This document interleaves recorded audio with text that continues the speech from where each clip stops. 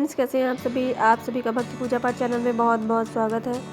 तो फ्रेंड्स, इस वीडियो में हम लोग चर्चा करेंगे कि आंवला नवमी के बारे में। आंवला नवमी का त्यौहार कब आता है और कैसे मनाया जाता है। तो देखिए, आंवला नवमी का जो त्यौहार है वो दीपावली के बाद में कार्तिक माह के शुक्ल पक्ष की नवमी तिथि को मनाया जाता है, जो कि इस बार 10 नवंबर को पड़ रही है। 10 नवंबर 2024 को आंवला नवमी का त्यौहार इस बार मनाया जाएगा। आंवला नवमी को अक्षय नवमी भी कहा जाता है। अक्षय नवमी धात्री तथा कुष्मांडा नवमी के नाम से भी यह जाना जाता है।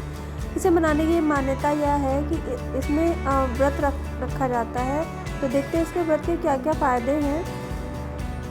ऐसा माना जाता है कि कार्तिक शुक्ल पक्ष की नवमी से लेकर पूर्णमासी तक भगवान विष्णु के आंवले के पेड़ पर निवास करते हैं, इसलिए इस पेड़ की पूजा अर्चना की जाती है। ऐसा भी कहा जाता है कि इस दिन भगवान श्री कृष्ण अपनी बाल लीलाओं का त्याग करके वृंदावन की गलियों को छोड़कर मथुरा चले गए थे। आंवला नवमी के दिन भगवान विष्णु आंवला जो है भगवान विष्णु का सबसे प्रिय फल है और आंवले के वृक्ष में सभी देवी देवताओं का निवास होता है, इसलिए इसकी पूजा का प्रचलन भी है। और आयुर्वेद के अनुसार आंवला आयु बढ़ाने वाला फल है। यह अमृत के समान माना गया, इसलिए हिंदू धर्म में इसका ज़्यादा महत्व है। फायदे हैं, आंवला के वृक्ष की पूजा करने से देवी देवताओं का आशीर्वाद मिलता है। इस दिन व्रत रखने से संतान की प्राप्ति होती है। ऐसा माना जाता है कि आंवला पेड़ की पूजा कर 108 बार परिक्रमा करने से सभी मनोकामनाएं पूर्ण होती हैं। इस दिन विष्णु सहित आंवला पेड़ की पूजा अर्चना करने से अक्षय पूर्ण फल की प्राप्ति होती है। अन्य दिनों की तुलना में नवमी पर किया गया दान पुण्य कई गुना अधिक लाभ दिलाता है। इस दिन किया हुआ स्नान ध्यान यात्रा करने से पुण्य फल की प्राप्ति होती है। आइए देखते हैं कि कैसे मनाया जाता है ये पर्व। आंवले के वृक्ष के नीचे पूर्व दिशा में बैठकर पूजन कर उसकी जड़ में दूध देना चाहिए। इसके बाद पेड़ के चारों ओर कच्चा धागा बांधकर कपूर की बत्ती या शुद्ध घी की बत्ती से आरती करते हुए 7 बार परिक्रमा करनी चाहिए। यदि महिलाएं किसी ऐसे बागीचे में जहां आंवले का वृक्ष वहां जाकर भोजन करती हैं। पूजा अर्चना के बाद खीर पूड़ी सब्जी और मिष्ठान आदि का भोग लगाया जाता है।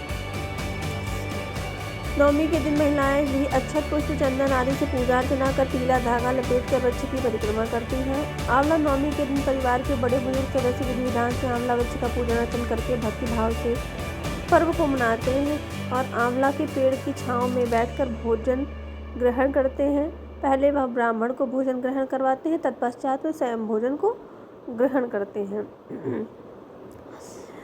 आंवला या धात्री वृक्ष के नीचे पूर्व दिशा में बैठकर ओम धात्रिया नमः मंत्र से आंवले के वृक्ष की जड़ में दूध की धार गिराते हुए पितरों को तर्पण करने का विधान भी है।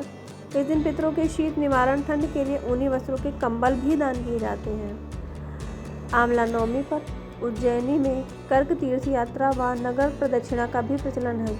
वर्षों पहले आंवला नवमी पर उज्जैन वासी भूखी माता मंदिर के सामने शिप्रा तट स्थित कर्क राज मंदिर से कर्क तीर्थ यात्रा पर आरंभ कर नगर में स्थित प्रमुख मंदिरों पर दर्शन पूजन कर नगर प्रदक्षिणा करते हैं। कालांतर में यह यात्रा कुछ लोगों द्वारा ही की जाती है और बाद में यह एक परंपरा के रूप में हमारे सामने आ गई।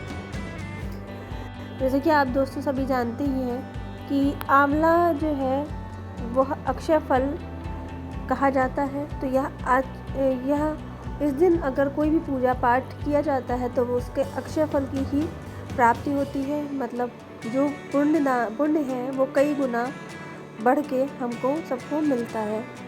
और आयुर्वेद के रूप में अगर देखा जाए तो आंवला आयुर्वेदक और रोग जो है कम करने वाला है और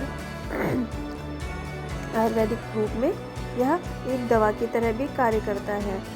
तो इससे जुड़ी हुई कुछ कहानियाँ भी प्रचलित हैं। तो आइए देखते हैं कि क्या है आंवला नवमी का महत्व। आंवला नवमी का इस बात से समझा जाता है क्योंकि इस दिन द्वापर युग का प्रारंभ हुआ था। इस दिन स्वयं भगवान श्री कृष्ण ने जन्म लिया।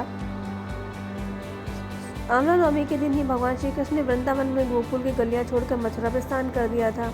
संतान और पारिवारिक सुखों की प्राप्ति के लिए व्रत रखा जाता है और जो भी पूजा पाठ इस दिन होता है उसका कई गुना के फल प्राप्त होता है। इसके अतिरिक्त आंवला नवमी के दिन सभी परिवार के लोग पेड़ के नीचे बैठकर परिवार, मित्रों और परिवार के साथ में भोजन ग्रहण करते हैं, तो आंवला उसके साथ साथ में उसी वृक्ष के नीचे यदि कनकधारा स्रोत का पाठ किया जाए तो और भी पुण्यदायी होता है। इसकी कथा है, आइए कथा सुनते हैं। इस कथा के अनुसार एक बार जगत गुरु आदि शंकराचार्य भिक्षा मांगने एक कुटिया के सामने रुके। वहाँ एक बूढ़ी औरत रहती थी जो अत्यंत गरीब और दयनीय स्थिति में थी। शंकराचार्य की आवाज़ सुनकर वह बूढ़ी औरत बाहर आई और उसके हाथ में एक सूखा आंवला था। वह बोली, महात्मन, मेरे पास इस सूखे आंवले के सिवाय कुछ नहीं है जो आपको भिक्षा में दे सकूं। शंकराचार्य को उसकी सिर पे दया आ गई और उन्होंने उसी समय उसकी मदद करने का प्रण लिया। उन्होंने अपनी आंखें बंद की और मंत्र रूपी 22 श्लोक बोले। ये 22 श्लोक कनकधारा स्रोत के श्लोक थे। माँ लक्ष्मी ने देवी दर्शन दी और इससे प्रसन्न होकर माँ लक्ष्मी ने उन्हें देवी दर्शन दिए और कहा कि शंकराचार्य, इस औरत ने अपने पूर्व जन्म में कोई भी वस्तु दान नहीं की थी। यह अत्यंत कंजूस थी और मजबूरीवश कभी किसी को कुछ देना ही पड़ जाए तो यह बुरे मन से दान करती थी। इसलिए इस जन्म में इस लड़की की यह हालत हुई। यह अपने कर्मों का फल भोग रही है, इसलिए मैं इसकी कोई सहायता नहीं कर सकती। शंकराचार्य ने देवी लक्ष्मी की यह बात सुनकर कहा, हे महालक्ष्मी, इसने पूर्व जन्म में अवश्य दान धर्म नहीं किया, लेकिन इस जन्म में इसके पूर्ण श्रद्धा से मुझे यह सूखा आंवला भेंट किया है। इसके घर में कुछ नहीं होते हुए भी उसने मुझे सौंप दिया। इस समय इसके पास ये सबसे बड़ी पूंजी है। क्या इतना भेंट करना पर्याप्त नहीं है? शंकराचार्य की इस बात से देवी लक्ष्मी प्रसन्न हुई और उसी समय उस गरीब महिला की कुटिया में स्वर्ण के आंवलों की वर्षा कर दी। तो इस तरह से आंवला नवमी को यह कथा कही जाती है। तो हम इसी के साथ अपने वीडियो को विराम देते हैं। और दोस्तों, आप लोग चैनल को लाइक नहीं करते हैं, ये शिकायत मेरी आपसे है। चैनल को लाइक ज़रूर करा करिए। देखिए, आपके लाइक से और सब्सक्राइब करने से हमको एक मोटिवेशन मिलता है और मतलब और अच्छे से अच्छे वीडियो आपके सामने लाने के लिए प्रेरणा मिलती है। तो इसलिए प्लीज़ आप लोग चैनल को लाइक किया करें, सब्सक्राइब किया करें, बेल बटन को ज़रूर प्रेस किया करें, क्योंकि इससे आने वाली नोटिफिकेशन आप लोगों को सबसे पहले मिलेगी। तो इसी के साथ में सभी लोग को आंवला नवमी की बहुत बहुत बधाइयाँ।